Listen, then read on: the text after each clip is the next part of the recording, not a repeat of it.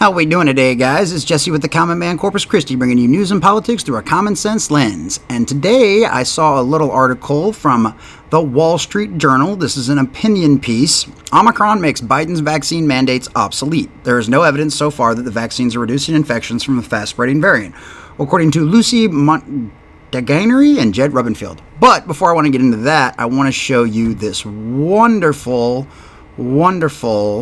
article for our little piece. Hold on a second. I just want you to listen to this. So I'm going to stop my stuff. Let me see if I can get the desktop audio to play on here.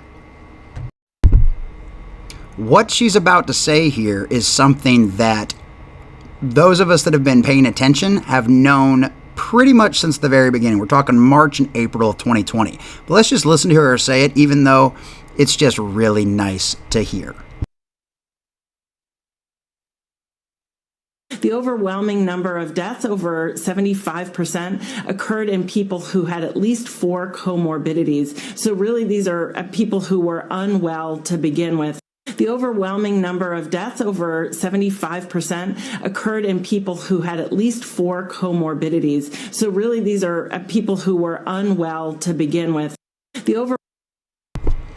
Like I said, any of those of us that have been paying attention have known that since, like, at least March of April of 2020. So, now that we've got the CDC director admitting that, maybe that'll make the lovely little arbiters of truth out at YouTube not get so mad at me about this article. But we'll see what happens. God only knows with them.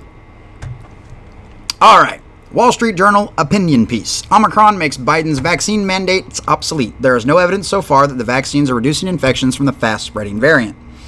Love it. Very nice. Oh, shaky ground. Federal courts considering the Biden administration's vaccine mandates, including the Supreme Court at Friday's oral argument, have focused on administrative law issues. The decree raises constitutional issues as well. But there's a simple reason that the justices should stay these mandates: the rise of the Omicron variant. Dun, dun, dun. It would be irrational, legally indefensible, and contrary to the public interest for government to mandate vaccines absence of any evidence that the vaccines are effective in stopping the spread of the pathogen they target. Yet that's exactly what's happening here.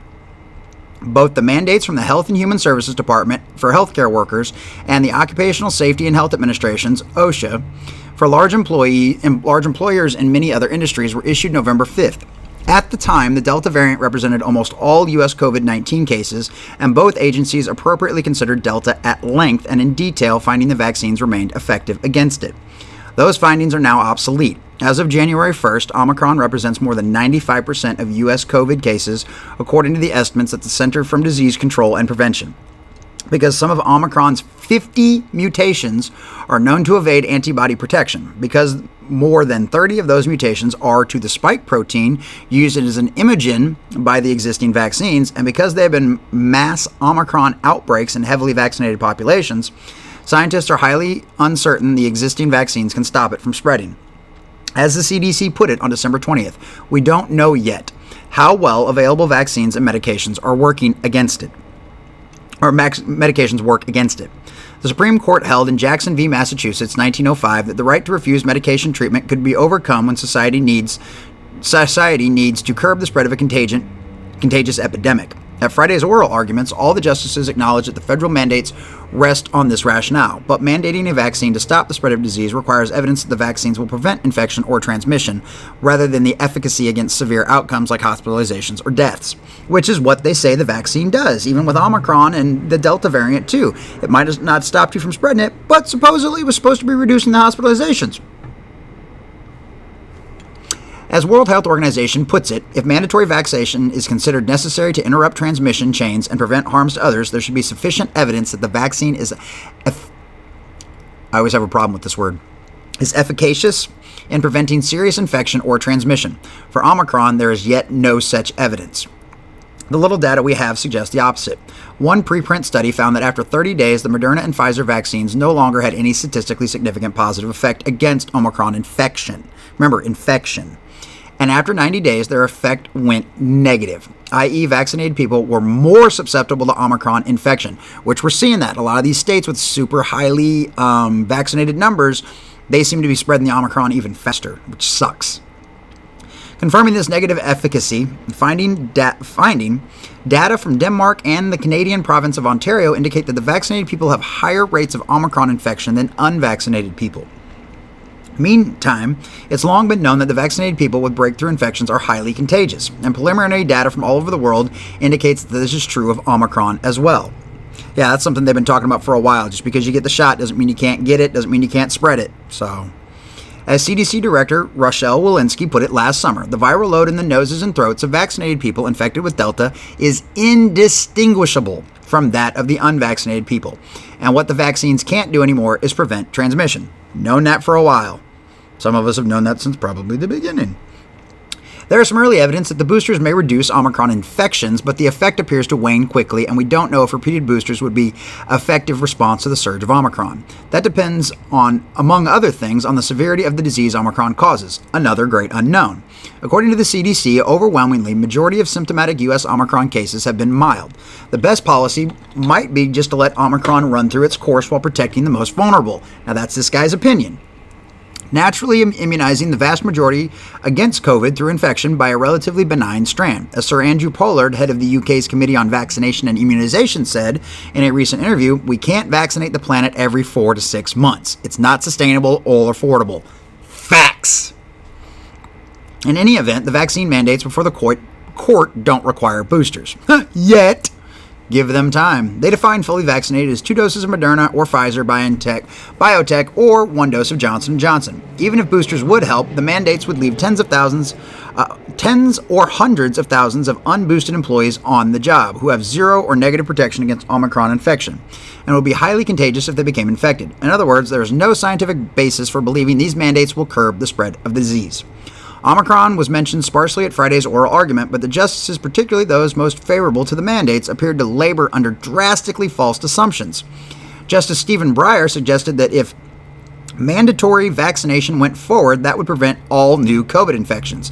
752,000 new cases every day, he said.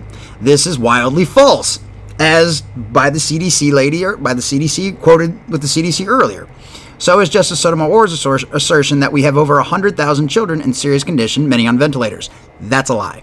According to Health and Human Services Department data, there are currently fewer than 3,500 confirmed pediatric COVID hospitalizations, and that includes patients who tested positive and were hospitalized for other reasons.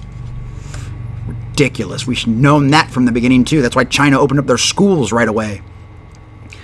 It is axiomatic in the U.S. law that courts don't uphold agency directives when the agency has entirely failed to consider the facts crucial to the problem.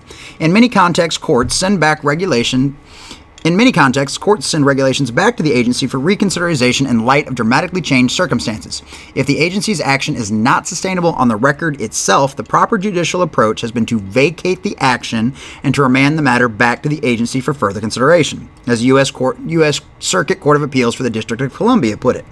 Neither HHS nor OSHA have ever considered Omicron or said a word about vaccine efficacy against it, for the simple reason that it hadn't yet been discovered. In these circumstances, long-standing legal principles require the justices to stay the mandates and send them back to the agencies for a fresh look.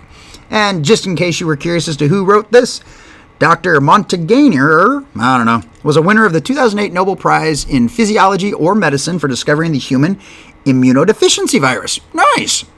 And Mr. Rubenfeld is a constitutional scholar. So, guys that kind of know a little bit about what they're talking about, that's kind of a thing. It's kind of a thing. We kind of figured that much as is.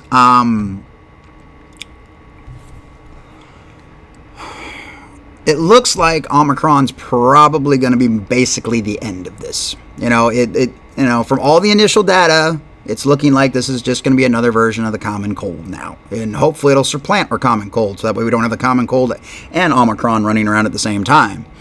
Now, we don't know that for sure yet. I'm not a doctor. And this video in no way is saying not to go get the poke. If you want to do that, go talk to your doctor, but make sure he can answer the questions honestly and directly. And that if he can't or she can't, if your doctor can't, then find another doctor. Find a good doctor that's knowledgeable about this stuff. So hopefully the Supreme Court stuff, I just was absolutely abysmal on Friday. These guys weren't even arguing constitutionality. They were arguing effectiveness of the poke, basically. And that's ridiculous. Those guys aren't scientists. They're lawyers. Okay? You want to do that? Go to a conference. You guys can argue over that stuff there. This is about constitutionality. That's the reason why we went to the Supreme Court. So, but hopefully, concerning all the dumb stuff these justices said on Friday that's blatantly false, hopefully that means that when this finally does come back, that it will get struck down. Whether you want to take the shot or not, that's up to you. Do your own research. Look at all the information's out there. Talk to a couple of doctors. Hell, talk to 3. Go out there and find out what's right for you. But these mandates are wrong. They're wrong constitutionally, they're wrong legally, and they're wrong morally. No one should be forced to take a medical procedure just to keep their job or just to be able to go to McDonald's, like you see in New York and Los Angeles and other places now. That's insane. That's ridiculous. If you want to get the poke, go right ahead. But when it comes to the mandates, when it comes to the government forcing medical procedures on you and taking away your bodily autonomy, nah. No mandates. Never. So, thanks so much for watching, guys. Please like, share, comment, subscribe, because God knows unless you share these videos around, no one else is ever going to see them. So, thanks for watching, guys. This is Jesse with the Common Man, Corpus Christi, bringing you news and politics through a common sense lens. Thanks, guys.